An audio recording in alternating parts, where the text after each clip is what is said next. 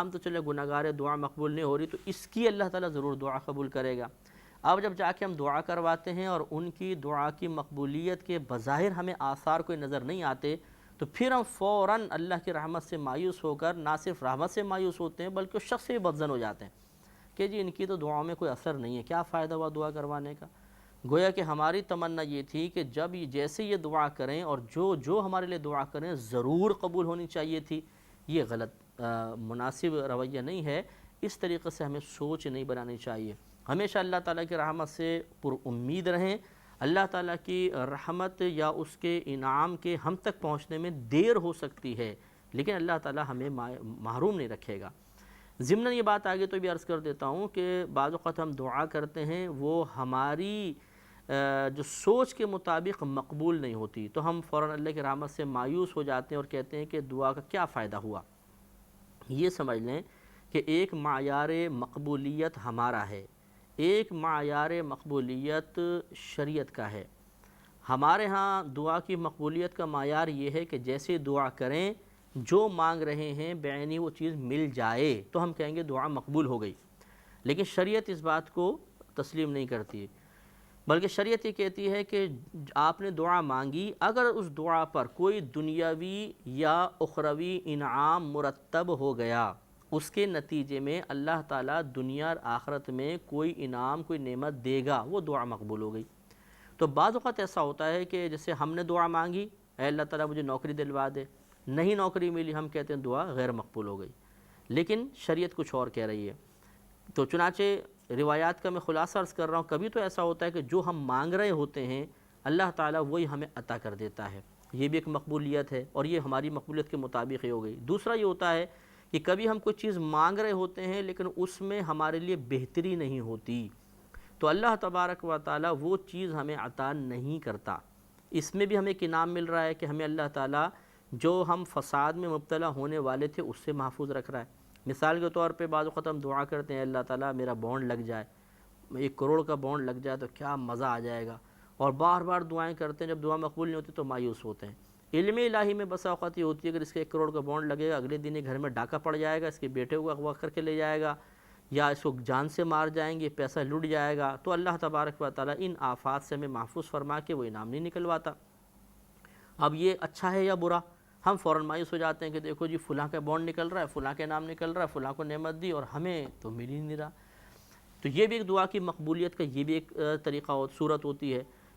ایک صورت یہ ہوتی ہے کہ ہم جو مانگ رہے ہوتے ہیں اللہ تبارک و تعالیٰ کو معلوم ہوتا ہے، اس کے علم میں ہوتا ہے کہ یہ چیز ہمارے حق میں بہتر نہیں، نہ یہ ہمارے لیے مفید ہے، بلکہ اس کے بجائے دوسری چیز ایک اور نعمت اس کے لیے مفید ہے، تو اللہ تعالیٰ اس دعا کے بدلے میں ہمیں کوئی اور چیز عطا فرما دیتا ہے۔ اس کو بزرگوں نے بالکل یوں بیان فرمایا کہ جیسے ایک بادشاہ کے دربار میں کوئی کسان گیا اور اس نے کہا کہ بادشاہ سلامت مجھے ایک تیز رفتار اعلیٰ نسل کا گھوڑا دے دیں۔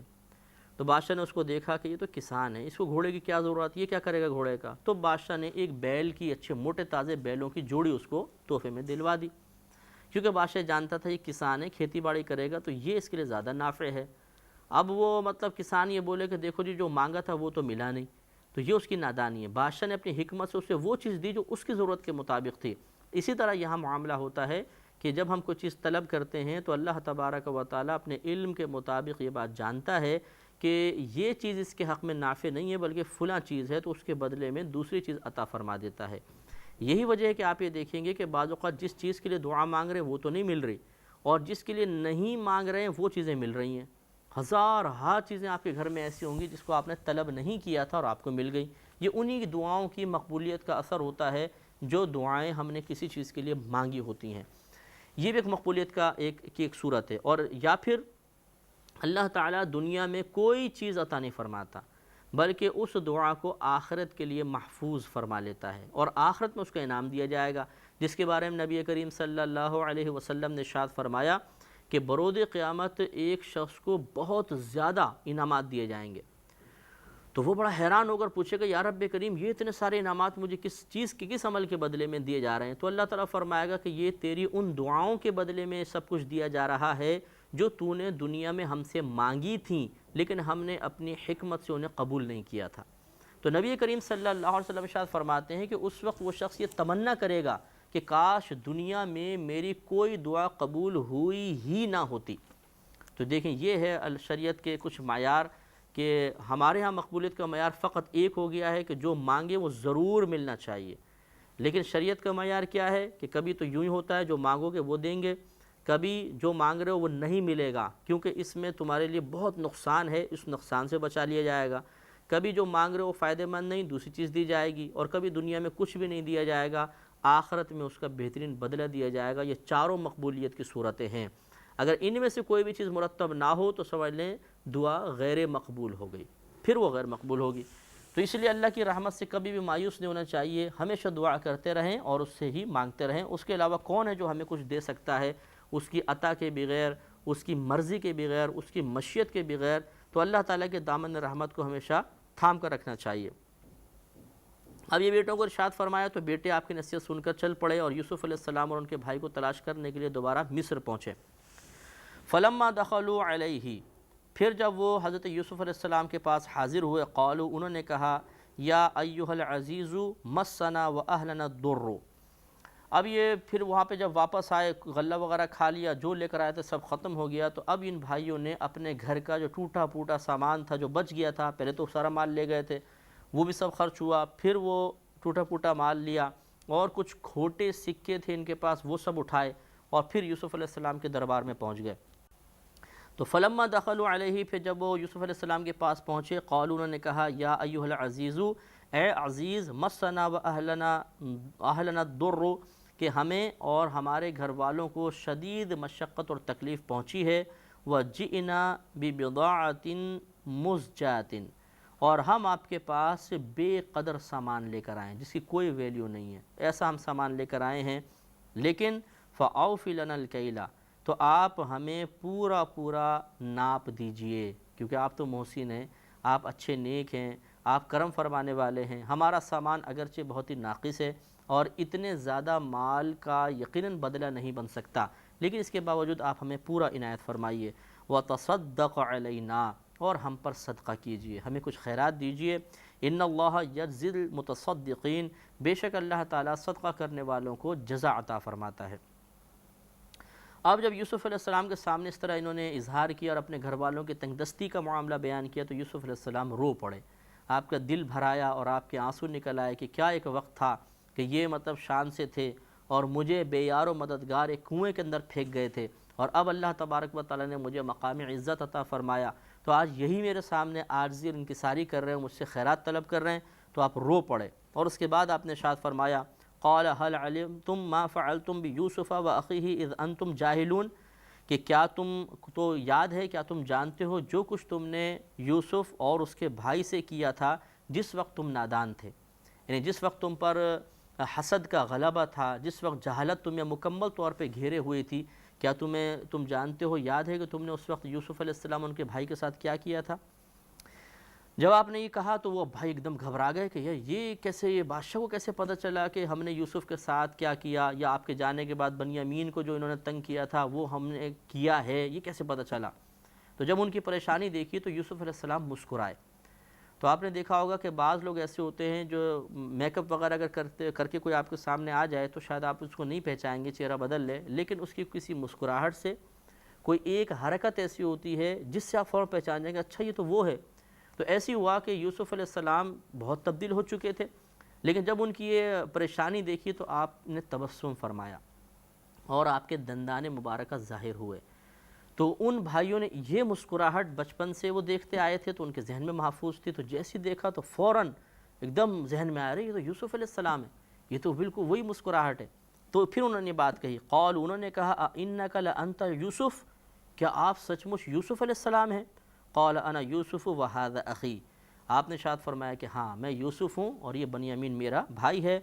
قد من اللہ علینا، بے شک اللہ تبارک و تعالیٰ نے ہم پر احسان فرمایا۔ انہ من یتقی ویصبر، بے شک جو شخص پرہیزگاری کرتا ہے، صبر کرتا ہے، فإن اللہ لا یضیع اجر المحسنین، تو اللہ تبارک و تعالیٰ نیک لوگوں کا اجر ضائع نہیں فرماتا۔ یہ بڑی پیاری بات بیان فرمائی کہ دیکھیں اگر کوئی ہمارے ساتھ زیادتی کرے، ہم پر ظلم کرے، تو دو چیزیں اختیار کرنی چاہیے، فتح اسی شخص کی ہوگی، غلبہ اسی شخص کا ہوگا، اللہ تبارک و تعالیٰ کی کرم نوازی اسی کی طرف متوجہ ہوگی۔ اور وہ تو دو چیزیں ہیں، ایک صبر اور دوسرا تقوی۔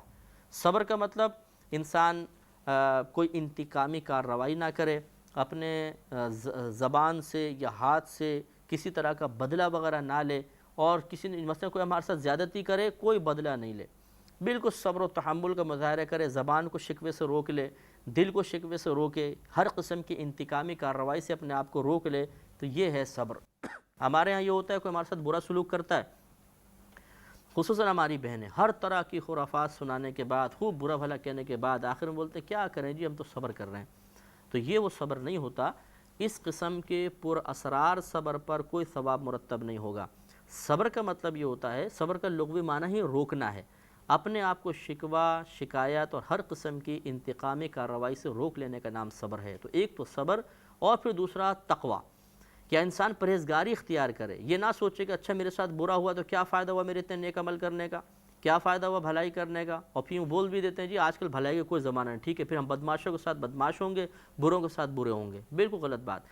اللہ تبارک و تعالیٰ قرآن میں خود بیان فرما رہا ہے کہ جو صبر کرے گا اور تقوی اختیار کرے گا، تو یوسف علیہ السلام کے ذریعے اللہ نے بیان فرما دیا کہ پھر اللہ تعالیٰ اس کا نیک اجر ضائع نہیں کرتا۔ جیسے کہ یوسف علیہ السلام کے بارے میں آپ خود دیکھیے کہ کہاں کنویں کے اندر پھینک دیے گئے تھے، اور کہاں اللہ نے مقام عزت عطا فرمایا کہ آج وہی بھائی ان کے سامنے بالکل عاجزانہ طریقے سے کھڑے ہیں، کیونکہ حضرت یوسف علیہ السلام کو بعطائے الہی دو چیزیں اچھی طریقے سے حاصل تھیں، ایک صبر جمیل اور دوسرا تقوی و پرہیزگاری۔ قالوا، وہ بھائی بولے، تاللہ لقد آثرک اللہ علینا، بے شک اللہ تبارک و تعالی نے آپ کو ہم پر فضیلت عطا فرمائی ہے، وَإِن كُنَّا لَخَاطِئِينَ، اور بے شک ہم خطاوار تھے۔ اس پہ بھی بڑا غور و تفکر والا نکتہ ہے۔ یہاں بھائی ہیں، اور ایک موقع ایسا تھا کہ جب اللہ تبارک و تعالی نے فرشتوں اور شیطان کو حکم دیا کہ آدم علیہ السلام کو سجدہ کرو، تو شیطان نے انکار کیا تھا۔ یہاں پہ بھائی اپنے قصور کا اعتراف کر رہے ہیں کہ ٹھیک ہے بالکل آپ صحیح کہہ رہے ہیں، اللہ نے آپ کو فضیلت دی اور ہم واقعی خطاوار تھے، لیکن اس مقام پہ شیطان نے کیا تھا، اس نے کہا کہ نہیں، میں آگ سے پیدا کیا گیا ہوں، آدم علیہ السلام مٹی سے پیدا کیے گئے ہیں، تو میں کیوں ان کو سجدہ کروں؟ وہ اکڑ گیا، اس نے اپنے قصور، اپنی غلطی کا اعتراف نہ کیا۔ تو ان کے لیے، بھائیوں کے لیے کیا انعام ہے جو اپنی خطا کا اعتراف کر لیتا ہے اللہ کی بارگاہ میں، وہ آپ ابھی آگے دیکھیں گے۔ اور اس طرف جو اللہ تعالیٰ کی بارگاہ میں اکڑ کے کھڑا ہو گیا، اس کے بارے میں فرمایا کہ ابا واستکبر وکان من الکافرین، اس نے انکار کیا، تکبر کیا اور کفر کرنے والوں میں سے ہو گیا، وہ برباد ہوا۔ تو معلوم یہ ہوا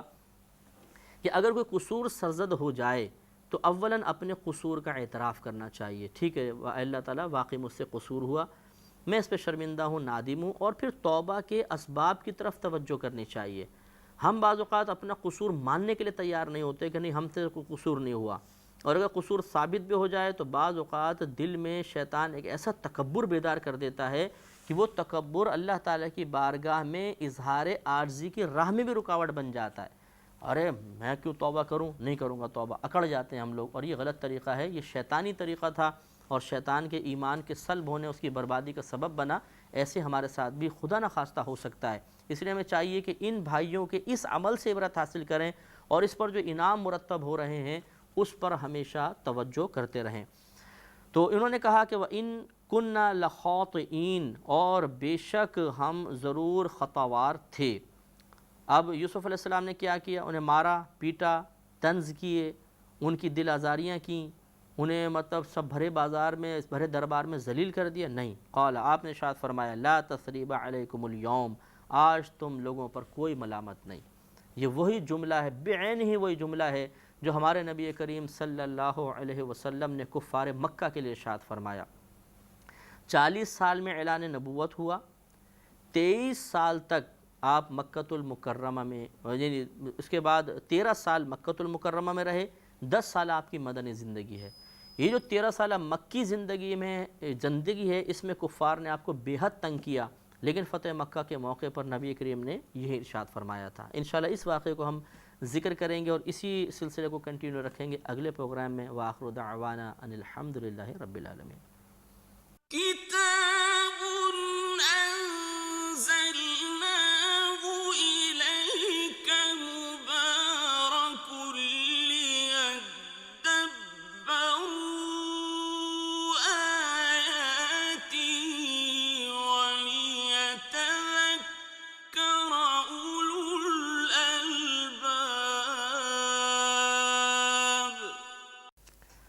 الحمدللہ رب العالمین والصلاة والسلام علی سید الانبیاء والمرسلین اما بعد فاعوذ باللہ من الشیطان الرجیم بسم اللہ الرحمن الرحیم۔ الحمدللہ سورہ یوسف کی تقریباً 92 آیات کی تفسیر ہو چکی ہے۔ ہماری یہی آیت ابھی چل رہی تھی، 92 نمبر آیت ابھی اس کے ہم بیان کر رہے تھے۔ کل کے پروگرام میں آپ کو بتایا تھا اور ہمارے ذکر ہوا تھا کہ یوسف علیہ السلام کے بھائی ان کے پاس آئے اور انہوں نے پھر آپ کو پہچانا، اور پہچاننے کے بعد پھر اپنی خطا کا اعتراف کرنے پر مجبور ہوئے۔ اب یوسف علیہ السلام نے پہلے اپنے والد کی جدائی کا غم برداشت کیا، پھر کنویں کی قید، پھر اس کے بعد ان کو مصر کے بازار میں بیچا جانا، جو بظاہر ایک شریف القوم کے لیے اور ایک عزت نفس رکھنے والے شخص کے لیے یقیناً ایک بہت ہی گراں عمل تھا کہ سب کسی ایک شریف آدمی کی بولی لگائیں بازار میں، اور ایک عام آدمی بھی اسی لیے اپنے باعث سے ذلت تصور کرے گا۔ تو یوسف علیہ السلام پر یہ آزمائش اللہ تبارک و تعالیٰ کی طرف سے آئی اور اس کا سبب بھائی بنے، یہ بھی آپ نے برداشت فرمایا۔ پھر مصر میں تشریف لانے کے بعد ایک طویل عرصے تک آپ قید میں بند کیے گئے۔ یہ ساری تکلیفیں، ساری آزمائشوں کے باوجود جب بھائیوں نے آپ کے سامنے اپنے خطا کا اعتراف کیا تو آپ نے ارشاد فرمایا، یہ 92 آیت اسی سے شروع ہو رہی تھی جو ہم نے کل بیان کی تھی، قال لا تثریب علیکم اليوم، آپ نے فرمایا کہ آج تم پر کچھ بھی ملامت نہیں۔ اور میں نے عرض کیا تھا کہ یہ وہی بالکل بعین ہی جملہ ہے جو نبی کریم صلی اللہ علیہ وسلم نے کفار مکہ کے لیے فتح مکہ کے موقع پر ارشاد فرمایا تھا۔ 40 سال کی عمر میں نبی کریم صلی اللہ علیہ وسلم نے اعلان نبوت فرمایا، اور پھر 13 سال تک اس کے بعد آپ مکۃ المکرمہ میں جلوہ افروز رہے تھے، اور ان 13 سالوں میں کوئی ایسا دن شاید نہیں گزرا ہوگا جس میں ایک نیا غم، ایک نئی اذیت اور ایک نئی تکلیف، ایک روحانی تکلیف آپ کو نہ دی گئی ہو۔ کبھی براہ راست آپ پر حملہ اور کبھی آپ کے صحابہ کرام کو تکلیف پہنچانا، یہ بھی قلب انور کے لیے رنجیدگی کا سبب بنتا تھا۔ تو اس کے باوجود پھر اس کے بعد 10 سال آپ مدینہ منورہ میں رہے، اس میں بھی اتنے جہاد، مسائل، لیکن جب نبی کریم صلی اللہ علیہ وسلم فتح مکہ کے موقع پر ایک فاتح کی حیثیت سے اندر داخل ہوئے اور بڑے بڑے رؤساء اور وہ پرانے دشمن آپ کے خوف کی وجہ سے کانپ رہے تھے کہ شاید اب ہمارے ساتھ انتقامی کارروائی ہوگی، کیونکہ عموماً اسی طرح ہوتا چلا آیا تھا کہ جو حاکم غالب ہوتا تھا اور اس کے ساتھ کوئی زیادتی کی گئی ہوتی یا کسی نے اس کی مرضی کے خلاف کام کیا ہوتا تو پھر وہ بادشاہ اس کو زندہ چھوڑتے نہیں تھے۔ اسی پر گمان کرتے ہوئے ان کے دل میں خوف موجود تھا، لیکن جب نبی کریم صلی اللہ علیہ وسلم وہاں جلوہ افروز ہوئے تو آپ نے ان سب سے سوال کیا، ان کی حالت دیکھی۔ آپ رحمت للعالمین تھے، شفقت پیدا ہوئی اور آپ نے ارشاد فرمایا کہ آج تم مجھ سے کس سلوک کی تمنا رکھتے ہو، توقع رکھتے ہو؟ انہوں نے کہا کہ آپ شریف ہیں اور شریف باپ کے بیٹے ہیں، آپ کریم ہیں، کریم باپ کے بیٹے ہیں۔ یعنی ان کا کہنے کا مقصود یہ تھا کہ جب کریم غالب آتا ہے تو اظہار کرم فرماتا ہے، اظہار انتقام اس سے صادر نہیں ہوتا۔ لہذا نبی کریم صلی اللہ علیہ وسلم نے ان خون کے پیاسوں کے لیے بھی یہی جملہ ارشاد فرمایا تھا کہ لا تثریب علیکم اليوم، آج تم میں سے کسی پر کوئی ملامت نہیں، تم سب چلے جاؤ، میں نے تمہیں معاف کر دیا۔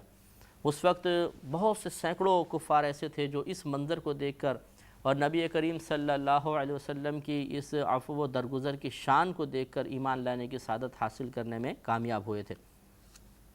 تو حضرت یوسف علیہ السلام نے بھی بیان فرمایا، اس سے معلوم ہوا کہ انبیاء علیہ السلام کا طریقہ رہا ہے کہ اگر کوئی ان کے ساتھ زیادتی کرتا تھا اور پھر انہیں ان پر غالب آ کر انتقام کا موقع ملتا تو وہ بہت ہی سمجھداری کا مظاہرہ کرتے، جلد بازی نہیں کیا کرتے تھے، اور غور و تفکر کر کے گویا کہ اس فیصلے پر پہنچا کرتے تھے کہ انتقامی کارروائی سے ہمیں زیادہ فائدہ حاصل ہوگا یا عفو و درگزر سے اللہ تبارک و تعالی ہم سے راضی ہوگا، اور اس میں اخروی زیادہ درجات اور انعامات ہیں۔ تو پھر یہی ان کے سامنے معاملہ آتا تھا کہ عفو و درگزر کرنا ہی یہ ایک اعلیٰ شان والے کی شان ہے، اور ایک کریم کا کرم اس بات کے ہی تقاضا کرتا ہے کہ وہ کرم کا اظہار کریں۔ اور یہ اس وجہ سے بھی تھا کہ انبیاء علیہ السلام جو ہیں یہ اللہ تبارک و تعالی کی صفات کا مظہر ہوتے ہیں،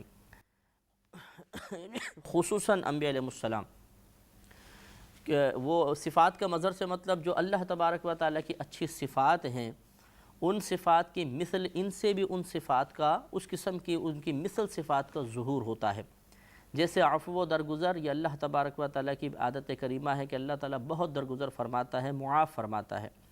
آپ پوری کائنات میں دیکھ لیں، بہت سے لوگ ایسے ملیں گے جو معاذ اللہ تعالیٰ کو گالی تک دیتے ہیں، برا بھلا کہتے ہیں، اس کی نافرمانی کرتے ہیں، اس کی نعمتیں کھاتے ہیں، اقرار بھی کرتے ہیں، لیکن اس کے دشمن شیطان کا کہنا مانتے ہیں اور اس کی عطا کردہ تعلیمات کے خلاف بسا اوقات عالم بغاوت بھی بلند کرتے ہیں۔ لیکن اس کی شان کریمی ایسی ہے کہ پھر اگر کوئی تائب ہو کر نادم ہو کر اس کی بارگاہ میں رجوع کرتا ہے تو اس کی رحمت اسے دھتکارتی نہیں ہے، بلکہ ایک مشفق ماں کی مثل اپنی آغوش میں لے لیتی ہے اور اس کے تمام گناہوں کو بخش دیا جاتا ہے۔ تو یہی عادت کریمہ جیسی اللہ تبارک و تعالیٰ کی یہ صفت ہے، یہی عادت کریمہ انبیاء علیہ السلام میں بھی بدرجہ اعلیٰ نظر آتی تھی، اور ایک امتی ہونے کی حیثیت سے، اور جیسے کہ اللہ نے ارشاد فرمایا کہ اہدنا الصراط المستقیم صراط الذین انعمت علیہم، ہم پر یہ واجب کر دیا کہ دعا مانگے کہ اے اللہ ہمیں سیدھا راستہ دکھا، ان لوگوں کا راستہ جن پر تو نے انعام فرمایا۔ تو یہ جو انبیاء علیہ السلام یقیناً اللہ کے نام یافتہ بندے ہیں، ان کا ایک راستہ، ایک طریقہ، ایک عمل عفو و درگزر والا بھی تھا۔ لہٰذا ہمیں چاہیے کہ انبیاء علیہ السلام سے جو محبت ہے اس محبت کے تقاضے کے تحت ہم ان کی جو پیروی کرتے ہیں، اطاعت کرتے ہیں، اس جذبہ اطاعت کے تحت، اور پھر ان کے طریقے پہ چلنے کو اللہ تعالیٰ نے جو صراط مستقیم ارشاد فرمایا، اس مفہوم کے تقاضے کے تحت ہمیں چاہیے کہ انبیاء علیہ السلام کی عادتوں کو اپنائیں۔ اور جب ہمارے ساتھ بھی کوئی زیادتی اور برائی کرے اور اس کے بعد پھر ہمیں رد عمل کا موقع ملے، انتقامی کارروائی کا موقع ملے، تو جذباتی، جنونی، بے وقوف ہونے کے بجائے اور بلا سوچے سمجھے سامنے والے کو اذیت، تکلیف اور ظلم کا شکار کرنے کے بجائے ہمیں بھی اعلیٰ ظرفی کا مظاہرہ کرنا چاہیے، وسعت ظرف کا مظاہرہ کرنا چاہیے، اور سامنے والے کو حقیقتاً آپ انتقام لے لیں تو شاید اتنی تکلیف نہیں پہنچا سکتے جتنا آپ کا عفو و درگزر اس کے لیے باعث اذیت ہو سکتا ہے۔ اس لیے کہ اس سارے زندگی کے لیے آپ نے ایک اچھے عمل کے ذریعے اس کے منہ پہ ایسا تھپڑ مار دیا ہے کہ جس کی سختی اور جس کی مار کا اثر وہ ساری زندگی محسوس کرتا رہے گا۔ یہ بہت بڑی بات ہوتی ہے کہ اللہ کی بارگاہ میں بھی مقبول، اور اپنے نفس کو ایک انتقامی کارروائی سے روکنے کے بعد آپ اپنے دشمن پہ ایک ایسا اثر مرتب کر دیتے ہیں، اس پر ایک ایسے اثر کو چھوڑ دیتے ہیں جو پھر موت تک اس کو آپ کی یاد دلاتا رہے گا اور آپ کا اچھا تصور اس کے ذہن میں پیدا ہوگا۔ لیکن یہ یاد رکھیے کہ بعض اوقات عفو و درگزر نہ کرنا ہی اولا ہوتا ہے۔ ایک بیٹا ہے کسی کا، وہ باپ نے دیکھا کہ سگریٹ پی رہا ہے، پھر دیکھا کہ وہ لڑکوں کے ساتھ بیٹھا ہوا کچھ چرس وغیرہ پی رہا ہے۔ اب باپ کہے چلو جی درگزر کرتا ہوں، تو یہ درگزر کرنا بارگاہ الہی میں مقبول نہیں ہے، کیونکہ اب بچہ ایک بری عادت کی طرف بڑھ رہا ہے، یہاں پر اس پر سختی کرنا ضروری ہوگا۔ اسی طریقے سے اگر کوئی اللہ تعالیٰ کی نافرمانی میں مبتلا ہے تو اس سے درگزر کرنا، اس کو نظر انداز کرنا اور اس کی برائی سے اس کو روکنے کی کوشش نہ کرنا، اور اس کی برائی کو معمولی اور حقیر تصور کرنا اور یہ سوچنا کہ سبھی کر رہے ہیں، یہ بھی کر رہا ہے تو کیا ہوا، تو یہ غلط رویہ ہوتا ہے، غلط طریقہ ہوتا ہے۔ ہمیں چاہیے کہ اس شخص کو روکنے کی کوشش کریں، یہاں درگزر نہیں ہوگا۔ اس طرح ہر وہ معاملہ، اسی طرح مثلا آپ نے کوئی دکاندار کو دیکھا کہ وہ لوگوں کو کم تول کر دیتا ہے، دھوکہ دیتا ہے، ملاوٹ کر کے مال بیچتا ہے، اب آپ کہیں کہ چلو اس کی اس حرکت سے عفو میں درگزر کرتا ہوں، نہیں۔ اگر آپ کے ساتھ اس نے برا سلوک کیا اور آپ درگزر کر رہے ہیں تو یہ سوچئے کہ وہ دوسرے مسلمانوں کے ساتھ بھی تو ایسا کرے گا، لہٰذا اب دوسرے مسلمانوں کو اس کے شر سے محفوظ رکھنے کے لیے درگزر نہیں کریں گے، بلکہ اس کے اس راز کو، اس کے اس دھوکہ دینے کی عادت کو لوگوں پر منکشف کرنا ضروری ہے تاکہ لوگ اس کے شر سے محفوظ رہیں۔ تو یہ فیصلہ ہمیں سوچ سمجھ کے کرنا ہوگا کہ کہاں عفو درگزر بہتر ہوتا ہے اور کہاں نہیں ہوتا، کیونکہ بعض اوقات آپ کسی کو معاف کریں گے تو وہ جرم میں حد سے بڑھے گا اور مطلب اس کی حوصلہ افزائی ہوگی۔ اگر ایسا محسوس ہو کہ ہمارا کسی کو معاف کرنا، کسی کے ساتھ درگزر والا معاملہ کرنا اسے گناہوں پر مزید جرأت مند کر دے گا، تو وہاں کوئی اور پھر مطلب تدبیر اختیار کرنی چاہیے کہ وہ گناہ سے بھی بچے اور عفو درگزر کا معاملہ بھی اس کے ساتھ نہیں ہو۔ تو آپ نے فرمایا قال لا تثریب علیکم اليوم، آپ نے ارشاد فرمایا کہ آج تم پر کچھ بھی ملامت نہیں، یغفر اللہ ولکم، یغفر اللہ لکم، پھر ان کو دعا دی کہ اللہ تعالیٰ تمہیں معاف کرے، وہو ارحم الراحمین، اور وہ سب رحم فرمانے والوں سے بڑھ کر رحم کرنے والا ہے۔ اب وہ بھائیوں نے آپ کو بتایا کہ جی والد صاحب تو روتے روتے ان کی آنکھیں ہی سفید پڑ گئی ہیں اور اب ہم کیا کریں؟ تو آپ نے ارشاد فرمایا کہ تم ایسا کرو، وہ آپ کو یاد ہوگا کہ میں نے شروع میں عرض کیا تھا کہ جب بھائیوں نے یوسف علیہ السلام کو اپنے ساتھ جنگل میں کھیلنے کے لیے لے جانے کی خواہش کا اظہار کیا تھا،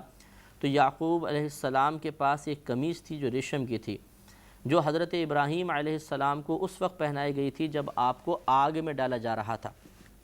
تو ان سے یہ آئی حضرت اسحاق علیہ السلام کے پاس، اور حضرت اسحاق علیہ السلام سے حضرت یعقوب علیہ السلام کے پاس آئی، کیونکہ وہ آپ کے والد تھے۔ حضرت ابراہیم علیہ السلام نے اپنے بیٹے اسحاق علیہ السلام کو، انہوں نے پھر اپنے بیٹے یعقوب علیہ السلام کو دی، اور یعقوب علیہ السلام نے پھر وہ اتنی یعنی جنتی ریشم کی بنی ہوئی تھی تو اس کو یوں سمیٹا تو بالکل وہ باریک ہو گئی تھی، پتلی ہو جاتی تھی، اتنا یعنی نفیس ریشم تھا، اس کو بالکل ایک تعویذ کی طرح بنا کر حضرت یوسف علیہ السلام کے گلے میں برکت کی نیت سے ڈال دیا گیا تھا، یعقوب علیہ السلام نے ڈال دیا تھا۔ اب جب بھائیوں نے بتایا کہ والد صاحب کی نگاہیں ایسی ایسی ہو گئی ہیں، تو پھر انہوں نے وہی قمیص جو تھی وہ نکالی اور فرمایا کہ یہ لے جا کے والد صاحب کی آنکھوں پہ لگاؤ تو اللہ تبارک و تعالیٰ اس کی برکت سے انہیں آنکھیں عطا فرمائے گا۔ تو آپ نے فرمایا اذهبوا بقمیصی ھذا، تم یہ والی میری قمیص لے جاؤ، فالقوہ علی وجہ ابی، پھر اسے میرے والد کے چہرے پر ڈالو، یاتی بصیرا، اس وقت ان کی آنکھیں کھل جائیں گی، وہ بصیر ہو جائیں گے، دیکھنے لگ جائیں گے۔ وَأْتُونِي بِأَهْلِكُمْ أَجْمَعِينَ، اور اپنے سب گھر والوں کو میرے پاس لے آؤ، یعنی جاؤ یہ کام کرو پھر سب کو میرے پاس لے کر آ جاؤ۔ تو اس سے یہ معلوم ہوا کہ یہ پہلے دور سے ہی یہ معاملہ چلتا چلا آ رہا ہے کہ جس چیز کو انبیاء علیہ السلام سے نسبت ہو جائے اسے بابرکت تصور کیا جاتا تھا،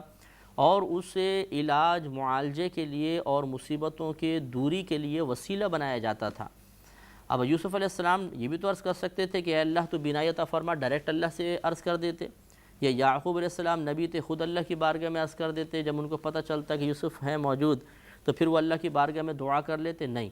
اللہ تبارک و تعالی نے یقیناً یہ قمیص کو بھیجنے والا معاملہ حضرت یوسف علیہ السلام کو الہام فرمایا، اور کیوں الہام فرمایا؟ تاکہ یہ عقیدہ یا نظریہ اس کی درستگی قیامت تک کے لیے ثابت ہو جائے کہ جو چیز اللہ کے مقرب بندوں سے تعلق رکھتی ہے وہ انتہائی بابرکت ہو جاتی ہے، اور اس کی وجہ سے پریشانیاں اور حاجات، انسان کی پریشانیاں دور ہوتی ہیں، حاجات مکمل ہوتی ہیں۔ اور اسی میں اس طرح بھی اشارہ ہے کہ جب ایک نبی سے تعلق رکھنے والی قمیص کی اتنی برکت ہے کہ وہ بینائی فراہم کر سکتی ہے،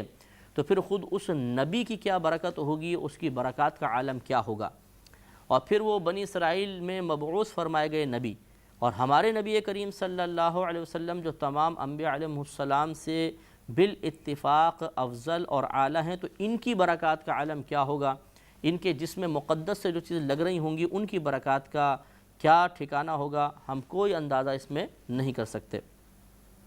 تو فرمایا کہ اذهبوا بقمیصی ھذا، یہ میری قمیض لے جاؤ، فالقوہ علی وجہ ابی، پھر اسے میرے والد صاحب کے چہرے پہ ڈالو، یاتی بصیرا، تو ان کی آنکھیں آ جائیں گی یا ان کو دیکھنے لگ جائیں گے۔ وَأْتُونِي بِأَهْلِكُمْ أَجْمَعِينَ، اور اپنے سب گھر والوں کو میرے پاس لے آؤ۔ وَلَمَّا فَصَلَتِ الْعِيرُ، اور جب یہ قافلہ مصر سے جدا ہوا، اب یہ گئے لینے کے لیے، قَالَ أَبُوهُمْ، تو ان کے والد نے فرمایا، اب یہاں مصر سے چلا ہے، وہاں کنعان بہت کئی سینکڑوں میل کا فاصلہ ہے، لیکن یعقوب علیہ السلام نے ایک جملہ آگے ارشاد فرمایا جس جملے سے ثابت ہوا کہ انبیاء علیہ السلام کو اللہ تبارک و تعالی عام لوگوں سے زیادہ نعمتیں اور صفات عطا فرماتا ہے، ان کے دیکھنے کی، ان کے سننے کی، ان کے سونگھنے کی صلاحیتیں ایک عام آدمی سے بہت زیادہ ہوتی ہیں۔ لہذا ولما فصلت العیر، پھر جب یہ قافلہ مصر سے جدا ہوا، قال ابوہم، تو ان کے والد یعنی یعقوب علیہ السلام نے فرمایا، انی لاجد ریح یوسف، بے شک میں یوسف کی خوشبو محسوس کر رہا ہوں۔ اب دیکھیے کہاں اتنا دور، اور آپ یہاں سے فرما رہے ہیں لولا ان تفندون، اگر مجھے یہ نہ کہو کہ میں بہک گیا ہوں، یعنی اگر تم مجھے بہکا ہوا تصور نہ کرو تو میں تمہیں بتاتا ہوں کہ مجھے یوسف کی خوشبو آ رہی ہے۔ یہ آپ نے فرمایا تھا اپنے پوتا پوتیوں وغیرہ سے جو آگے نسل تھی، ان کے بیٹوں کے بیٹے اور بیٹیاں ہو گئے تھے، ان سے فرمایا کہ اگر تم مجھے بہکا ہوا تصور نہ کرو تو پھر میں تمہیں بتاتا ہوں کہ مجھے یوسف کی خوشبو آ رہی ہے۔ قالوا، تو وہ بیٹے وغیرہ بچے بولے، تاللہ انک لفی ضلالک القدیم، کہ خدا کی قسم آپ اپنی اسی پرانی محبت میں گم ہیں۔ ابھی تک وہی جو آپ کو اپنے صاحبزادے یوسف سے پہلے کی محبت تھی، آپ ابھی تک اسی تصور میں گم ہیں۔ فلما ان جاء البشیر، پھر جب خوشخبری سنانے والا آیا، القاہ علی وجہہ، تو اس نے، یعنی وہ خوشخبری سنانے والے یہودا تھے، یہ انہی کے بھائی تھے، 10 بھائیوں میں سے ایک تھے، اور شاید آپ کو یاد ہو کہ جب یہ بھائی یوسف علیہ السلام کو جنگل میں لے گئے تو زد و کوب کرنے لگے، تو اسی یہودا نے منع کیا تھا کہ تم نے وعدہ کیا تھا کہ ان کو مارو گے نہیں، لہذا ان کو زد و کوب نہ کرو، ان کو ویسی کنویں میں ڈال دو۔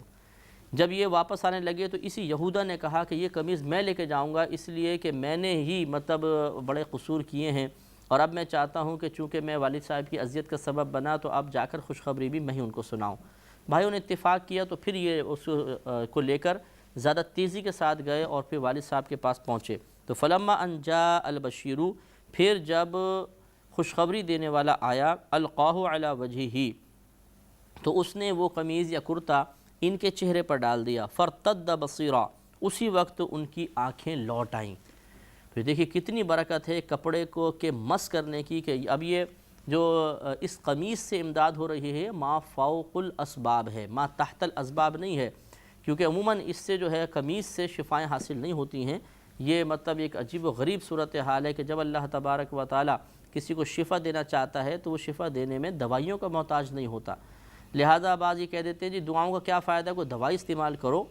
یہ بابرکت یہ دم کے وہ پانی پینے کا کیا فائدہ، دوائی استعمال کرو۔ انہیں یہ چیز دیکھنی چاہیے کہ بتائیے یہاں پہ کون سی آئی ڈراپس ڈالے گئے تھے، کون سی آنکھوں کے اندر سرمے لگائے گئے تھے جس کی بنا پہ بینائی لوٹ کر آئی۔ ایک نبی کے جسم سے مس ہونے والی قمیص لگائی گئی تو فوراً بینائی لوٹ آئی، خود اللہ تعالی نے ارشاد فرمایا۔ لہٰذا ضرورت سے زیادہ عقل کا استعمال بھی بعض اوقات انسان کو بہت سی نعمتوں سے محروم کر دیتا ہے۔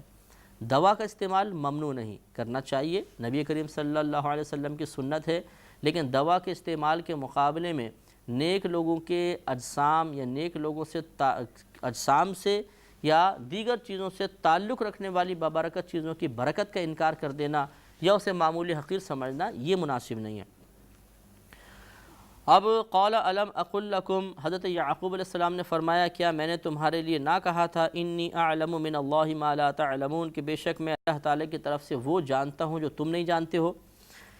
جیسے کہ شروع میں نے آپ کو عرض کیا تھا کہ حضرت یعقوب علیہ السلام یہ بات جانتے تھے کہ یوسف کے ساتھ کیا کیا معاملہ ہوگا، اور آپ صرف مشیت الہی پر راضی تھے، اللہ کی رضا پر راضی تھے، لہذا وہی بات آپ نے بیان فرمائی کہ میں نے تم سے نہیں کہا تھا کہ میں بہت کچھ جانتا ہوں جو تم نہیں جانتے۔ انشاءاللہ اس پہ مزید کلام اگلے پروگرام میں ہوگا۔ وآخر دعوانا ان الحمدللہ رب العالمین۔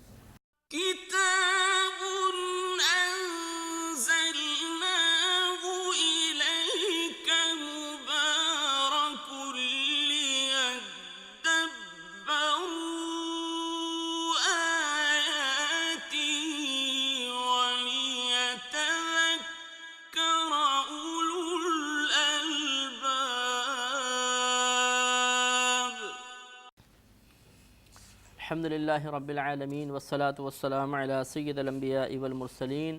اما بعد فاعوذ باللہ من الشیطان الرجیم، بسم اللہ الرحمن الرحیم۔ سورہ یوسف کی تقریباً 96 آیات کی تفسیر ہو چکی ہے۔ آگے اللہ تعالیٰ نے ارشاد فرمایا قالوا، ان بیٹوں نے کہا۔ یہ آپ کو معلوم ہے کل کا ہمارا جو مسئلہ چل رہا تھا کہ وہ حضرت یوسف علیہ السلام نے اپنے بھائیوں سے فرمایا کہ آپ ہمارے والد کو بھی اور دیگر جو گھر والے ہیں سب کو اسی مقام پر لے آئیں۔ بھائی ان کے پاس آئے اور آنے کے بعد یوسف علیہ السلام کی طرف سے دی گئی قمیص کو والد صاحب کی آنکھوں پر ڈالا تو وہ آنکھیں جو عرصہ دراز سے بینائی سے محروم ہو چکی تھیں، بعطائے الہی اس قمیص کے مس کرنے سے دوبارہ بینا ہو گئیں اور وہ دیکھنے لگے۔ اور پھر انہوں نے ارشاد فرمایا اپنے بیٹوں سے کہ دیکھو میں نے تمہیں پہلے کہا تھا کہ میں وہ بہت کچھ جانتا ہوں جو تم نہیں جانتے، یعنی اللہ تبارک و تعالی نے مجھے بہت کچھ پہلے بھی بتا دیا تھا، میں اس آگے والے معاملات کو جانتا تھا لیکن تم نہیں جانتے تھے، اس لیے تم نے یہ کوتاہی کی۔ اگر تمہیں بھی معلوم ہوتا کہ یوسف علیہ السلام کو ایک وقت میں اس طریقے سے اللہ تعالیٰ بہترین عزت سے نوازے گا، مراتب سے نوازے گا، اور ایک وقت میں ہم ان کے محتاج ہو جائیں گے، تو شاید تم بھی حرکت نہ کرتے۔ اب اس پر جب آپ نے یہ فرمایا تو بھائیوں نے بیٹوں نے عرض کی، قالوا انہوں نے کہا، یا ابا نستغفر لنا ذنوبنا، اے ہمارے والد ہمارے گناہوں کی معافی طلب کیجئے،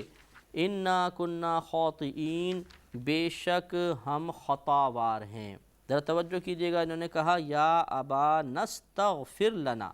آپ ہمارے لیے استغفار کر دیجئے، ذنوبنا ہمارے گناہوں کا، یعنی ہمارے گناہوں کی مغفرت کے لیے دعا کر دیجئے۔ اس سے معلوم ہوا کہ اپنے بڑوں سے دعا کروانا، اللہ کے نیک بندوں سے دعا کروانا، مقربین بارگاہ الہی سے دعا کے لیے عرض کرنا، یہ ہمیشہ سے دستور چلا آیا ہے اور بہت اچھا طریقہ ہے۔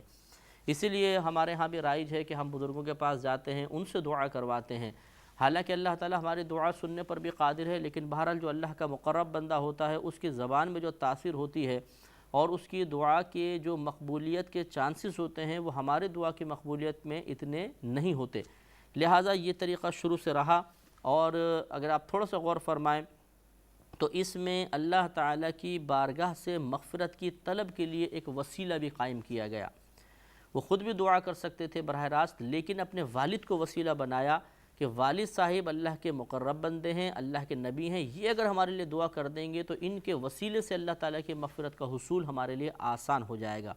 اس سے معلوم ہوا کہ وسیلہ قائم کرنا یہ شرعاً جائز ہوتا ہے اور پچھلے لوگوں کا طریقہ رہا ہے، اور خود انبیاء علیہم السلام ان کی درخواست پر بارگاہ الہی سے انعامات کے حصول کے لیے خود وسیلہ بنتے رہے ہیں، اس میں کوئی حرج نہیں۔ انا کننا خاطئین، بے شک ہم خطاوار ہیں، یہ وہی اچھی بات کہ اپنی خطا کا اعتراف کرنا یہ بہت اچھا ہوتا ہے، اس سے اللہ تعالیٰ کی مغفرت حاصل کرنا، اللہ تعالیٰ کی رحمت کو حاصل کرنا آسان ہو جاتا ہے۔ قال، آپ نے فرمایا، سوف استغفر لکم ربی، ہاں ان قریب میں اپنے رب سے تمہارے لیے مغفرت طلب کروں گا، انہ هو الغفور الرحیم، بے شک وہ بہت بخشنے والا مہربان ہے۔ یعقوب علیہ السلام نے یہ نہیں فرمایا کہ مجھے کیوں کہتے ہو، ڈائریکٹ اللہ کی بارگاہ میں دعا کر لو، کہ اللہ تعالیٰ براہ راست دینے پر قادر نہیں ہے، کیوں اللہ کے نیک بندوں کو وسیلہ بنانے کی کوشش کرتے ہو، بلکہ یعقوب علیہ السلام نے قیامت تک آنے والے مسلمانوں کو یہ پیغام دے دیا کہ ہاں تمہاری دعا بھی اللہ تبارک و تعالیٰ قبول فرما سکتا ہے، وہ اس پر قادر ہے، لیکن اچھا طریقہ یہی ہوتا ہے کہ اللہ کے نیک بندوں کو وسیلہ بناتے ہوئے ان سے دعا کروائی جائے،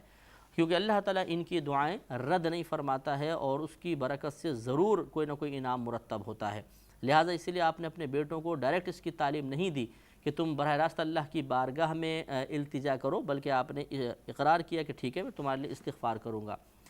اس سے بھی معلوم ہوا کہ اگر ہم کسی اور کے لیے استغفار کریں گے تو وہ بھی اس کو نفع دے گا، نافع ہوگا۔ لہذا اس سے یہ بھی نتیجہ نکل آیا کہ ایک شخص کا عمل دوسرے کے لیے نافع ہو سکتا ہے۔ لہذا یہ سوچنا کہ جی ہر ایک کا عمل اسی کے لیے نافع ہے، دوسرے کو اس سے کیا فائدہ، نہیں ہو سکتا ہے۔ جب آپ دوسرے کے لیے دعا کریں گے تو دعا کرنا آپ کا عمل ہے، لیکن اس کا فائدہ دوسرے پر بھی مرتب ہوگا، اسے بھی اس کا فائدہ حاصل ہوگا۔ فلما دخلوا علی یوسف، پھر جب داخل ہوئے وہ سب یوسف علیہ السلام کے پاس، آوا الیہ ابویہ،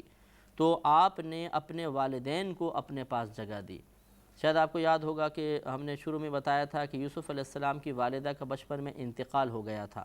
اس میں روایتیں کئی کثیر ہیں، بعض کہتے ہو گیا تھا، اس کی روشنی میں اگر یہاں پر اب ابویہ جو فرمایا تو یہاں مراد ہیں حضرت یعقوب علیہ السلام اور حضرت یوسف علیہ السلام کی خالہ مراد ہیں،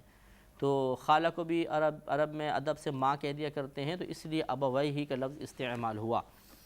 تو یوسف علیہ السلام نے اپنے والدین کو اپنے پاس جگہ دی، وقال ادخلوا مصر ان شاء اللہ آمنین، اور فرمایا کہ مصر میں داخل ہو جائیے اللہ تعالیٰ چاہے، یعنی اگر اللہ تعالیٰ نے چاہا تو آپ داخل ہو جائیں امن کے ساتھ، بالکل امان کے ساتھ، بھلائی کے ساتھ، آپ کو یہاں کوئی رنج کوئی غم نہیں ہوگا۔ ورفع ابویہ علی العرش، اور اپنے ماں باپ کو تخت پر بٹھایا، یعنی یوسف علیہ السلام نے ایک بہترین تخت بچھایا، اس پہ اپنے والدین کو عزت کے ساتھ بٹھایا۔ اس سے معلوم ہوا کہ اپنے والدین کو عزت کے مقام پہ بٹھانا، ان کی تعظیم کرنا، یہ انبیاء علیہ السلام کا طریقہ رہا ہے۔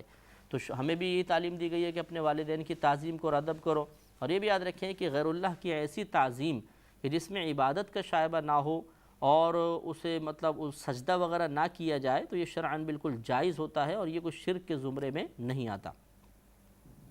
وَخَرُّوا لَهُ سُجَّدًا، اور وہ سب کے سب بھائی جو تھے ان کے لیے سجدے میں گر گئے۔ وَقَالَ يَا أَبَتِ هَذَا تَأْوِيلُ رُؤْيَايَ مِن قَبْلُ، اس وقت یوسف علیہ السلام نے والد صاحب سے عرض کی کہ اے میرے والد، یہ ہے میرے اس خواب کی تعبیر جو میں نے پہلے دیکھا تھا۔ قَدْ جَعَلَهَا رَبِّ حَقًّا، بے شک اسے میرے رب نے سچ کر دکھایا۔ وَقَدْ أَحْسَنَ بِي إِذْ أَخْرَجَنِي مِنَ السِّجْنِ، اور بے شک اس نے مجھ پر احسان کیا کہ مجھے قید خانے سے نکالا۔ وَجَاءَ بِكُم مِّنَ الْبَدْوِ مِن بَعْدِ أَن نَزَغَ الشَّيْطَانُ بَيْنِي وَبَيْنَ إِخْوَتِي، اور آپ سب کو گاؤں سے میرے پاس لے آیا اس کے بعد کہ شیطان نے مجھ میں اور میرے بھائیوں کے درمیان نا اتفاقی پیدا کروا دی تھی۔ اِنَّ رَبِّي لَطِيفٌ لِمَا يَشَاءُ، بے شک میرا رب جس بات کو چاہے اسے آسان کر دیتا ہے۔ اِنَّهُ هُوَ الْعَلِيمُ الْحَكِيمُ، بے شک وہ جاننے والا حکمت والا ہے۔ ذرا توجہ فرمائے، دیکھیں اس میں خَرُّوا لَهُ سُجَّدًا، یہ بھائی اس یوسف علیہ السلام کے لیے سجدے میں گر گئے۔ یہ یوسف علیہ السلام کی شریعت میں اور پچھلی شریعتوں میں معاملہ جائز تھا کہ کسی کی تعظیم کے لیے سجدہ کیا جائے۔ سجدے دو طرح کے تھے، ایک سجدہ عبادت، ایک سجدہ تعظیمی۔ کسی کو معبود سمجھ کر، عبادت کے لائق سمجھ کر جو سجدہ کیا جاتا تھا اسے سجدہ عبادت کہا کرتے تھے، اور جو کسی کو لائق تعظیم، قابل عزت سمجھ کے اس کے سامنے سجدہ کیا جاتا تھا اس کو سجدہ تعظیمی کہا جاتا تھا۔ سجدہ عبادت اللہ تعالیٰ کے علاوہ ہر شریعت میں غیر اللہ کے لیے کفر کا باعث بنتا رہا ہے، یعنی جو بھی غیر اللہ کو سجدہ کرے گا اور سجدہ عبادت کرے گا، یعنی اسے معبود سمجھ کر سجدہ کرے گا، تو کسی بھی شریعت میں اس کو جائز قرار نہیں دیا گیا، ہر زمانے میں یہ کفر و شرک ہی شمار ہوتا رہا۔ دوسرا تھا سجدہ تعظیمی، ہم سے پچھلی شریعتوں میں یہ سجدہ جائز تھا، باقاعدہ وہ سجدہ کرتے تھے اور اللہ تعالیٰ نے اس سے منع نہیں فرمایا، سجدہ تعظیمی تھا۔ لیکن ہمارے نبی کریم صلی اللہ علیہ وسلم کی بعثت کے بعد یہ بھی ختم کر دیا گیا۔ چنانچہ نبی کریم صلی اللہ علیہ وسلم نے حضرت معاذ بن جبل رضی اللہ تعالیٰ عنہ کو یمن کا حاکم بنا کر بھیجا۔ جب آپ واپس آئے تو نبی کریم صلی اللہ علیہ وسلم کے سامنے سجدہ ریز ہو گئے، تو آپ نے ارشاد فرمایا کہ معاذ یہ کیا؟ عرض کی یا رسول اللہ صلی اللہ علیہ وسلم، میں نے عجمیوں میں یعنی غیر عربوں میں یہی دستور دیکھا ہے کہ وہ اپنے بادشاہوں کی، اپنے سلاطین کی تعظیم کے لیے اسی طرح سجدہ کیا کرتے ہیں۔ تو نبی کریم صلی اللہ علیہ وسلم ارشاد فرمایا لیکن یہ ہمارے ہاں جائز نہیں۔ اگر میں کسی انسان کو اللہ تعالیٰ کے علاوہ کسی اور کو سجدہ کرنے کا حکم دیتا تو بیویوں کو حکم دیتا کہ وہ اپنے شوہروں کو سجدہ کریں۔ گویا کہ یہ قیامت تک کے لیے نبی کریم نے واضح فرما دیا کہ اللہ تبارک و تعالیٰ کے علاوہ کسی کو نہ تو سجدہ عبادت جائز اور نہ سجدہ تعظیمی جائز۔ لیکن فرق ہمارے یہاں یہ ہوگا کہ اگر کسی کے لیے سجدہ عبادت کیا تو کفر و شرک ہے، آدمی کافر و مشرک ہو جائے گا، اسلام سے خارج ہو جائے گا، اور اگر کسی کے لیے سجدہ تعظیمی کیا ہے تو اسلام سے خارج نہیں ہوگا، یہ حرام اور گناہ کبیرہ ضرور ہے، کفر نہیں ہے۔ تو اب یہ مزارات وغیرہ پر مشہور ہے کہ لوگ سجدہ کرتے ہیں، لیکن یہ مشہور زیادہ ہے، اس کی حقیقت بہت کم ہوتی ہے۔ میں عرصہ دراز سے مزارات کا مشاہدہ کر رہا ہوں، اور میں نے آج تک اپنی زندگی میں کسی کو بھی قبر کے سامنے سجدہ ریز نہیں دیکھا ہے۔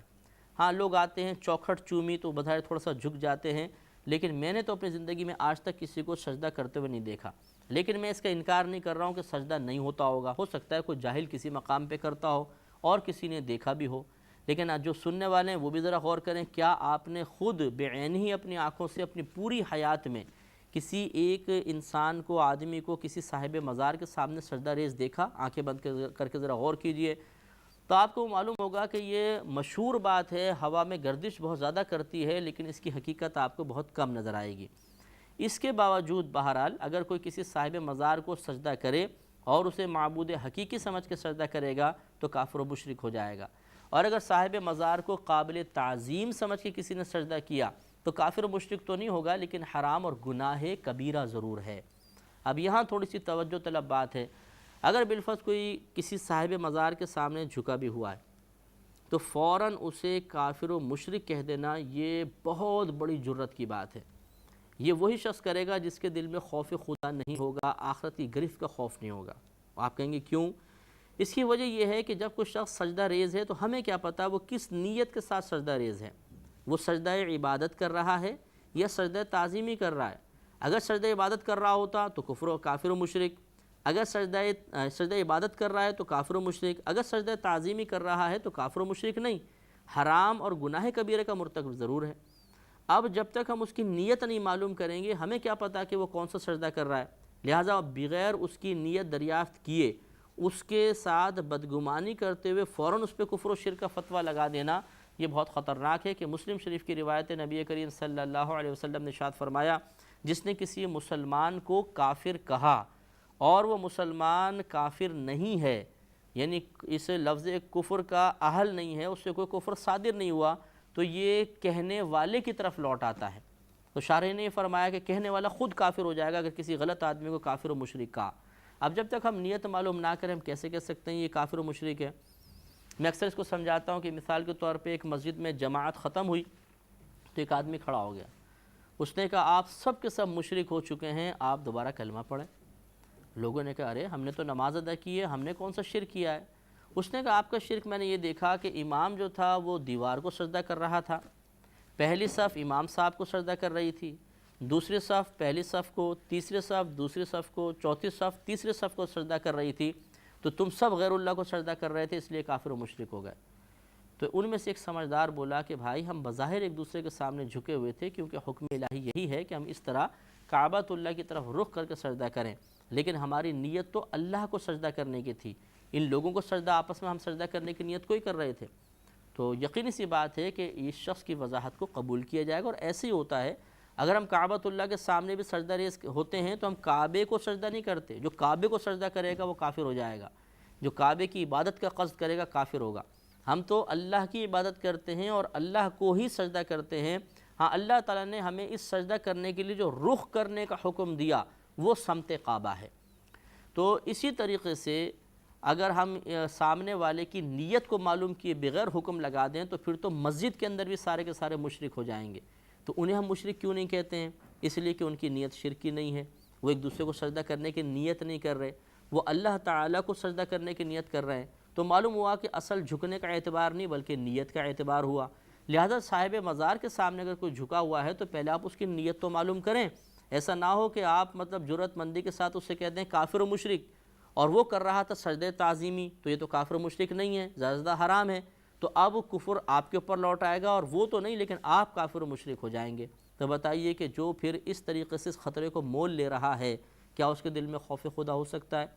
کیا واقعی وہ اللہ تعالیٰ کی گرفت کا احساس رکھتا ہے؟ اتنی جرأت مندی کے ساتھ کسی مسلمان کو کافر کہہ دینا یہ مناسب نہیں ہوتا۔ اور میرا تو یہ خیال ہے آپ بھی اس پر غور و تفکر فرمائیں کہ اگر کوئی گاؤں کا دیہاتی بھی ہوگا نا، آپ اس سے سوال کریں کہ جو صاحب مزار ہے کیا یہ عبادت کے قابل ہے، اس کی عبادت کرنی چاہیے، تو یہ غالباً یہی کہے گا لا حول ولا قوت الا باللہ، عبادت صرف اللہ کی کرنی چاہیے۔ تو یہاں ہمارے معاشرے میں، ہمارے مسلمان معاشرے میں کہاں ایسے لوگ مشرک آ گئے کہ وہ صاحب مزار کو خدا سمجھ کر عبادت کے لائق سمجھ کر ان کو سجدہ کریں۔ زیادہ سے زیادہ اگر کریں گے تو سجدہ تعظیمی ہوگا اور یہ کفر و شرک نہیں ہوتا۔ میں اس کی حوصلہ افزائی نہیں کر رہا ہوں، جو ایسا کرتا ہے غلط کر رہا ہے، لیکن آپ کو یہ ضرور دیکھنا ہوگا کیونکہ یہ اڑتی ہوئی باتیں جو ہوتی ہیں ہمارے ذہن پہ ایسا منفی اثر مرتب کر دیتی ہیں کہ ہم بغیر مشاہدے کے، بغیر عین الیقین حاصل کرنے کے یہ کہہ دیتے ہیں جو مزار پہ جاتے ہیں سب کافر و مشرک ہیں اس لیے کہ سجدے کرتے ہیں۔ بھئی آپ نے پہلے جا کر دیکھا تو صحیح کون سجدہ کرتا؟ تو الحمدللہ ہونا یہی چاہیے کہ جو غلط ہے اس کو غلط کہا جائے، جو صحیح ہے اس کو صحیح کہا جائے، چاہے وہ کوئی بھی غلطی کر رہا ہو، ہمارا اپنا رشتہ دار قریبی دوست ہی غلطی کر رہا ہو، اگر غلطی کر رہا ہے اور شریعت کے خلاف عمل کر رہا ہے تو ہم اس کے عمل کو بالکل صحیح نہیں کہیں گے، ہم اس کو غلط ہی کہیں گے۔ لیکن اگر کوئی بہت زیادہ تقوی کا زبردستی مظاہرہ کرتے ہوئے مسلمان کو کافر و مشرک قرار دے گا تو یقینی سی بات ہے اسے بھی پیار سے سمجھایا جائے گا کہ یہ شدت بیجا ہے، اس طرح نہ کیجئے۔ اور آسان سی بات ہے کہ اگر کوئی سجدہ صاحب مزار کو کر بھی رہا ہے تو مثال کے طور پہ میں دیکھ رہا ہوں، اگر آپ مجھ سے پوچھیں کہ آپ قسم کھا کر بتائیے کہ یہ سجدہ عبادت کر رہا ہے تو میں کیسے قسم کھا سکتا ہوں؟ میں تو یہ کہوں گا بھئی مجھے یہ تو پتہ نہیں، ہاں یہ سجدہ تو کر رہا ہے غلط ہے، لیکن سجدہ عبادت کر رہا ہے، سجدہ تعظیمی میں کسی ایک کے بارے میں قسم کیسے کھا سکتا ہوں؟ تو لازم اس سے ثابت ہو گیا کہ ہمارا قسم کھانے کی ہمت نہ کرنا اس وجہ سے ہے کہ ہمیں ابھی کامل یقین حاصل نہیں کہ یہ کس نیت سے سجدہ کر رہا ہے۔ جب اس چیز کا کامل یقین حاصل ہی نہیں ہے تو پھر اتنے کامل یقین کے ساتھ ایک سجدہ ریز شخص کو کافر و مشرک کہنا کیسے درست ہو جائے گا؟ امید ہے کہ آپ کو بات سمجھ میں آگے ہوگی۔ تو یہ پہلے دور میں تھا کہ انہوں نے سجدہ تعظیمی کیا، لہذا اس میں حرج نہیں تھا۔ وَخَرُّوا لَهُ سُجَّدًا، اور وہ سب آپ کے سامنے یعنی یوسف علیہ السلام کے سامنے سجدہ ریز ہو گئے۔ اور پھر یوسف علیہ السلام نے اپنے والد سے عرض کی کہ والد صاحب دیکھا یہ وہ میرے جو پہلا خواب ہے اس کی تعبیر ہے جس کو اللہ تعالیٰ نے حق اور سچ کر دکھایا۔ اس سے معلوم یہ ہوا کہ خواب ایک حقیقت رکھتے ہیں، ان کی تعبیرات تو ہوتی ہیں، لیکن یاد رکھیں کہ یہ خواب جو ہوتے ہیں 4 طرح کے ہوتے ہیں۔ ایک رحمانی، دوسرا شیطانی، تیسرا نفسانی اور چوتھا طبعی۔ رحمانی وہ ہوتا ہے جو اللہ تبارک و تعالیٰ کی طرف سے ہوتا ہے، یہ اچھے اور پاکیزہ خواب ہوتے ہیں، نبیوں کی زیارت، اولیاء کی، صحابہ کرام کی، مقدس مقامات کی، یا کوئی نیک عمل کرتے ہوئے آدمی اپنے آپ کو پاتا ہے، یہ رحمانی خواب ہوتے ہیں۔ دوسرا شیطانی خواب، یہ عموماً گندے خواب ہوتے ہیں، برے خواب ہوتے ہیں، اس میں فحش چیزیں آدمی کو نظر آتی ہیں۔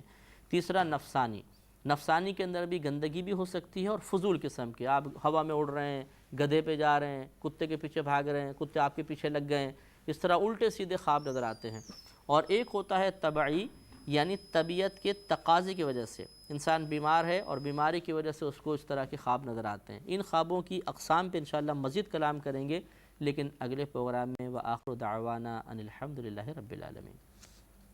کتاب انزلناه الیک مبارک لیدبروا آیاته ولیتذکر اولو الالباب۔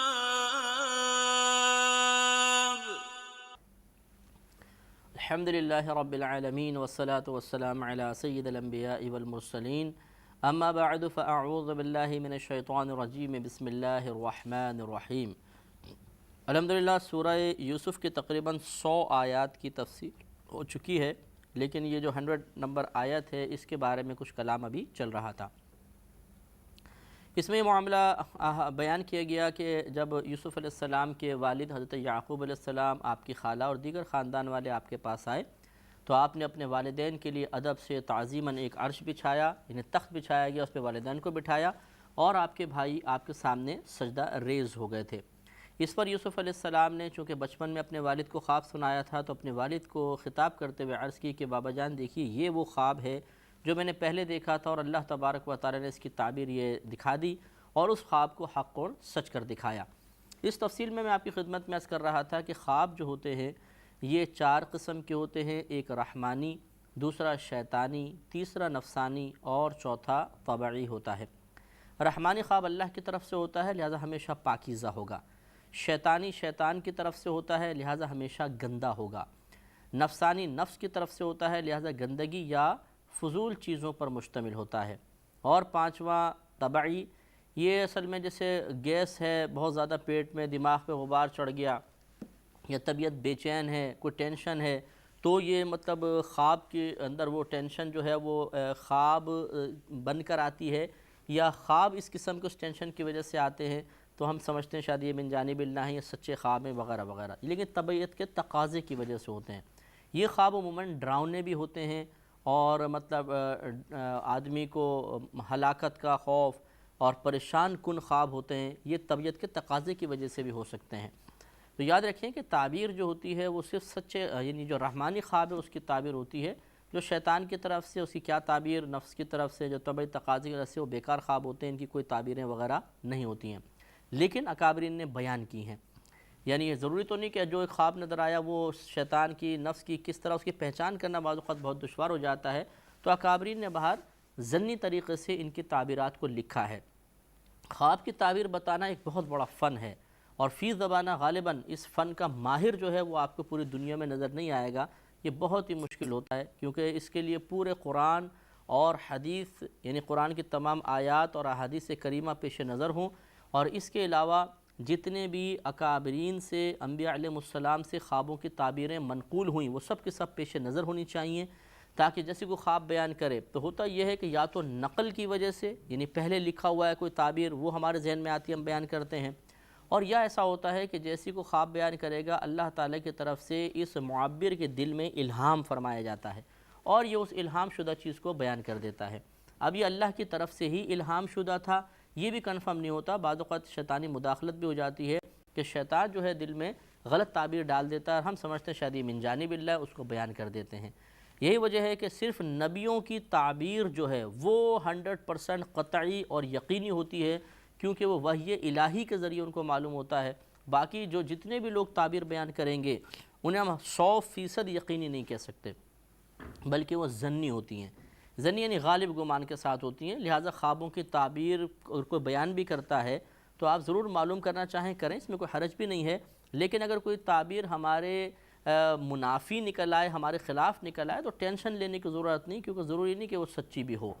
اسی طرح بہت زیادہ خوش فہمی کا شکار ہونے کی بھی ضرورت نہیں کسی خواب کی اچھی تعبیر پر، کہ ہو سکتا ہے کہ وہ ایسا نہ ہو بلکہ شیطان نے مداخلت کرتے ہوئے دل میں یہ بات ڈال دی ہو۔ تو بہرحال یہ ایک ظنیات میں سے ہے، قطعیات میں سے نہیں ہوتا۔ خواب جب بھی دیکھیں تو کوشش کریں کہ کسی یا تو اس کو بیان ہی نہ کریں، یعنی اچھے خواب کی بات عرض کر رہا ہوں، جیسے نبیوں کی زیارت کی، خصوصاً نبی کریم صلی اللہ علیہ وسلم کی زیارت کی۔ ہمیں کوئی اچھا خواب نظر آتا ہے تو ہم فوراً اس کو پہلے تو اپنا ذاتی کمال تصور کرتے ہیں کہ جو میں نے خواب دیکھا بڑا کمال کی بات ہے، اللہ تعالیٰ نے وہ خواب دکھایا تو ہمارا کیا کمال، لیکن اس کمال کا اظہار ہم چاہتے ہیں کہ دوسروں کو بتاؤں تاکہ لوگ میرے کمال کو مانیں، تسلیم کر لیں، تو اب وہ لوگوں کو سنانا شروع کر دیتے ہیں اور پھر وہ سلسلہ خواب منقطع ہو جاتا ہے۔ اچھا خواب حتی الامکان کسی کو بیان کرنے کی ضرورت نہیں، اس کے رزلٹ اچھے ہی نکلتے ہیں۔ خواہ کسی کو آپ بیان کر کے بھی یہ کیسا خواب ہے،